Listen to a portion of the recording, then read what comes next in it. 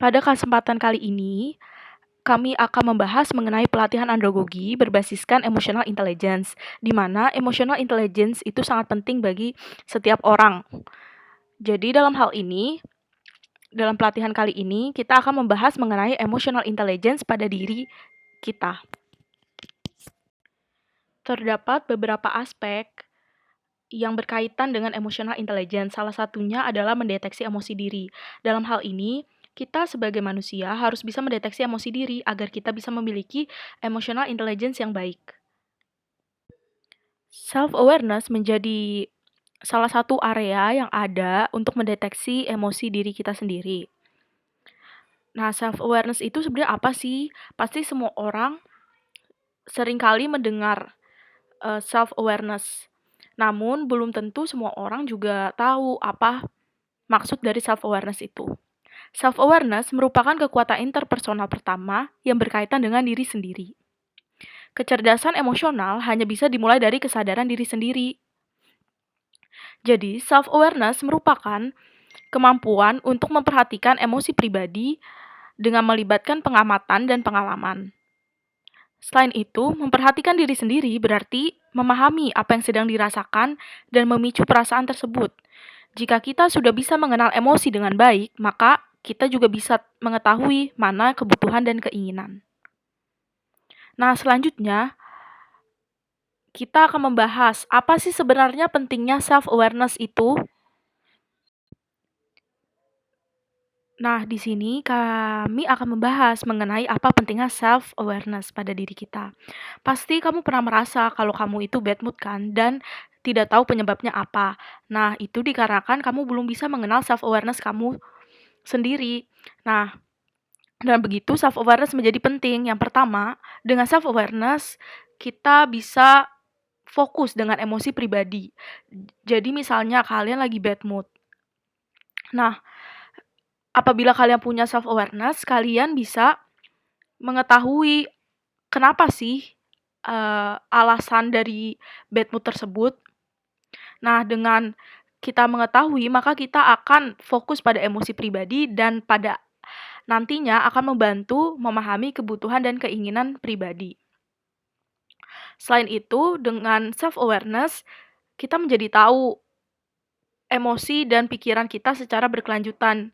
Jadi self-awareness ini penting untuk memonitor dalam mengecek emosi dan pikiran secara berkelanjutan. Self-awareness juga memiliki tingkatan tersendiri. Ini dibagi menjadi 3 tingkatan. Yang pertama, what are you doing?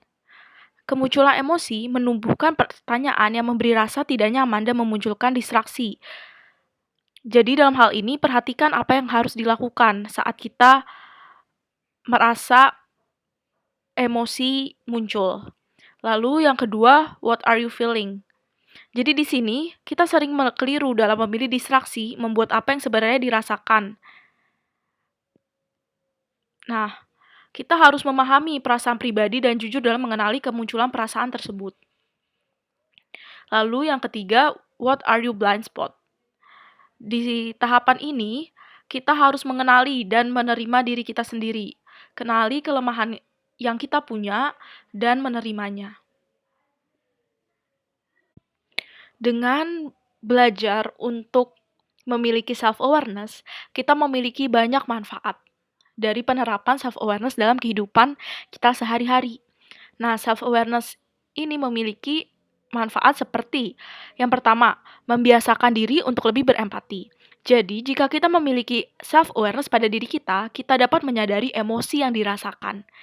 Sehingga kita dapat membantu melihat isu dari perspektif orang lain.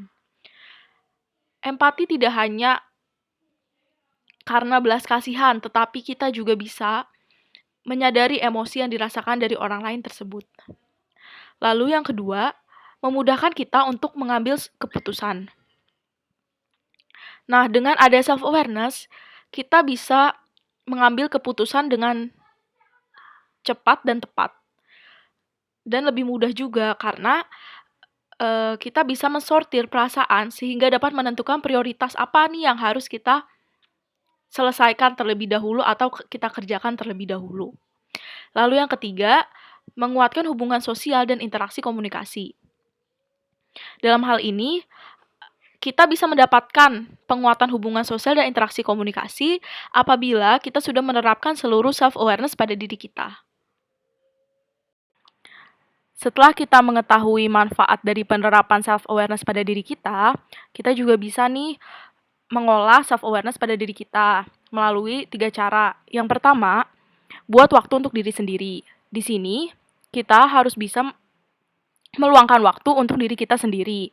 Hindari terburu-buru dalam merespon sesuatu. Dan kita harus merasakan terlebih dahulu apa yang sedang terjadi dan jujur dengan emosi yang sedang bergejolak.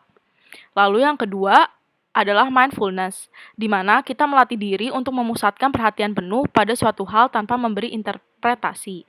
Lalu yang ketiga, kita bisa membuat jurnal atau catatan pribadi. Di sini, jurnal atau catatan pribadi merupakan sebuah media yang baik untuk mengekspresikan apa yang sedang dirasakan. Sehingga saat kita mengekspresikan apa yang dirasakan dalam jurnal atau catatan pribadi itu, kita bisa mengukur emosi dan sifat emosi yang muncul dari dalam diri kita. Setelah kita dapat menerapkan self-awareness dalam diri kita sendiri, selanjutnya kita akan membahas mengenai mengendalikan emosi diri. Bagaimana kita mengendalikan emosi diri dan apa saja aspek dari pengendalian emosi diri. Area dari emosi diri atau mengendalikan emosi diri adalah self-management. Self-management merupakan kekuatan intrapersonal yang kedua. Self-management adalah suatu kemampuan untuk mengendalikan emosi positif, netral, dan negatif yang berkaitan dengan motivasi serta tujuan. Apabila kita dapat mengenali diri sendiri, akan lebih mudah untuk memotivasi diri sendiri mencapai tujuan. Emosi selalu hadir dalam kehidupan kita sehari-hari. Nah, sebenarnya apa sih fungsi emosi itu bagi diri kita? Maka kali ini kita akan membahas apa itu fungsi emosi. Yang pertama, dengan emosi kita bisa merespon otomatis dalam mempersiapkan diri menghadapi masa kritis. Jadi, dalam hal ini, sebagai contoh kita menghadapi suatu kejadian atau situasi buruk. Nah, dengan adanya emosi kita jadi tahu dan bisa mempersiapkan diri untuk menghadapi kejadian-kejadian lainnya di masa yang akan datang. Lalu yang kedua, mempengaruhi memori dan evaluasi saat kejadian. Saat kejadian buruk, emosi membantu kita untuk menyimpan memori. Jadi kita bisa lebih waspada agar tidak melakukan tindakan yang sama seperti sebelumnya. Lalu yang ketiga, meningkatkan ikatan sosial. Self-management harus dilibatkan dengan kemampuan lain. Nah, apa aja sih kemampuan lain yang harus dilibatkan? Yang pertama, ada inisiasi. Inisiasi merupakan kemampuan pendukung aksi proaktif, di mana kesadaran melakukan tindakan tanpa menunggu arahan. Dengan adanya inisiasi ini, dapat membantu kemampuan berpikir agar lebih maksimal dan dapat meningkatkan kepercayaan diri serta memecahkan masalah pribadi. Lalu yang kedua adalah mengorganisasi. Mengorganisasi merupakan sebuah kemampuan untuk mengatur pekerjaan agar lebih mudah dalam penyelesaiannya. Lalu, yang ketiga adalah akuntabilitas, di mana akuntabilitas merupakan rasa tanggung jawab pada pekerjaan yang harus dilakukan.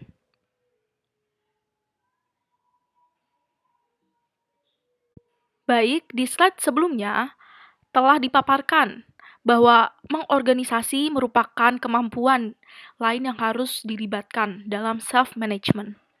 Nah, di sini ada beberapa tips nih untuk mengorganisasi. Yang pertama, kita harus membuat daftar pekerjaan pada timeline kerja dan memberikan tanda unik untuk mengetahui mana yang harus dikerjakan. Jadi dalam hal ini, kita harus membuat timeline kerja dan kita harus menentukan apa prioritas yang harus dikerjakan. Setelah kita tahu prioritas yang kita kerjakan dan telah selesai melakukannya, kita bisa memberikan tanda unik untuk mengetahui apakah pekerjaan itu sudah selesai atau belum. Lalu yang kedua, simpan semua dokumen kerja, di mana kita harus bisa menyimpan dokumen kerja dan menyimpan di tempat yang mudah dijangkau. Lalu yang ketiga, mengikuti perkembangan status pekerjaan yang dikerjakan. Lalu selanjutnya Akan dibahas juga mengenai tahapan mengembangkan self-management. Jadi, tahapan ini terbagi menjadi 3 tahapan. Yang pertama, identifikasi apa yang dirasakan. Dalam tahapan ini kita harus bisa menerapkan self-awareness pada diri kita untuk mengidentifikasi perasaan apa yang sedang kita rasakan. Lalu yang ketiga, buatlah pernyataan jujur berkaitan dengan penyebab kemunculan perasaan. Dengan tahap ini, kita harus bisa menganalisa apa yang sedang kita rasakan. Selain itu, apakah perasaan itu murni kesedihan atau hasil dari kolaborasi diri dari emosi yang tidak dikenali dengan baik. Lalu yang ketiga, memutus lingkaran emosi negatif. Dalam tahap ini, yang pertama, kita harus melakukan diskusi rutin agar lebih terbuka akan wawasan yang berbeda. Lalu yang kedua, tetap melanjutkan pekerjaan. Jangan berhenti pada rasa kesal. Coba untuk melihat sisi positif dari segala kondisi yang tidak menyenangkan. Untuk memutus lingkaran emosi negatif orang lain, kita dapat dengan cara membantu memberikan dukungan dan semangat pada orang lain dan diri kita. Lalu selanjutnya akan dibahas mengenai memotivasi diri sendiri. Dalam emotional intelligence juga penting agar kita bisa memotivasi diri kita sendiri.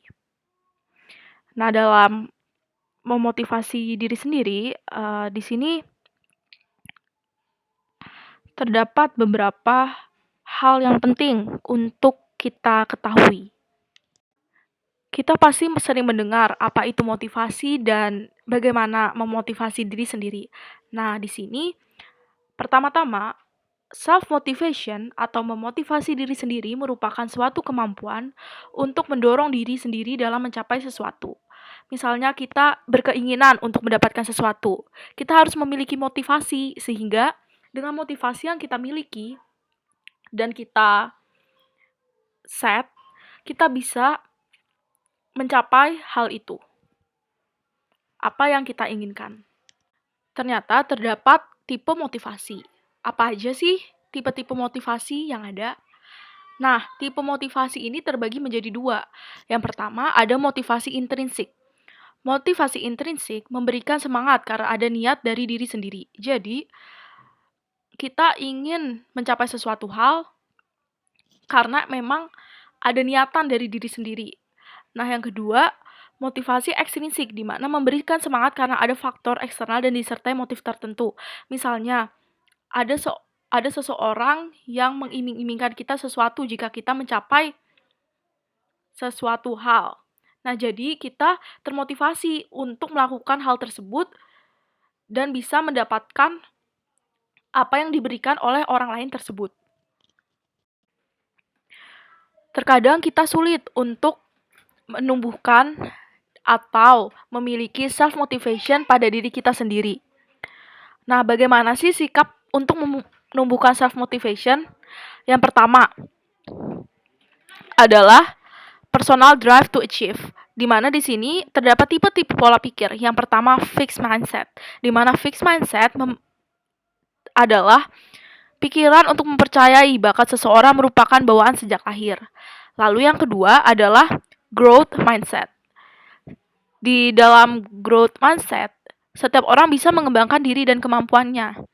Jadi apabila ingin memiliki kemampuan atau keterampilan tertentu, setiap orang bisa untuk mencoba dan belajar agar bisa memiliki keterampilan tersebut. Lalu yang kedua, inisiatif. Inisiatif di sini mengaitkan keberanian dan manajemen risiko. Lalu yang ketiga ada komitmen, di mana kita harus bisa berkomitmen pada diri kita sendiri untuk melakukan hal-hal yang kita inginkan mencapai suatu tujuan. Lalu ada optimis, di mana kita harus selalu optimis dan selalu melihat sisi baik setiap pekerjaan. Jadi, dalam melakukan suatu pekerjaan, kita harus lebih banyak untuk memikirkan atau melihat sisi baik dari pekerjaan yang kita lakukan tersebut. Apa sih sebenarnya manfaat dari self-motivation?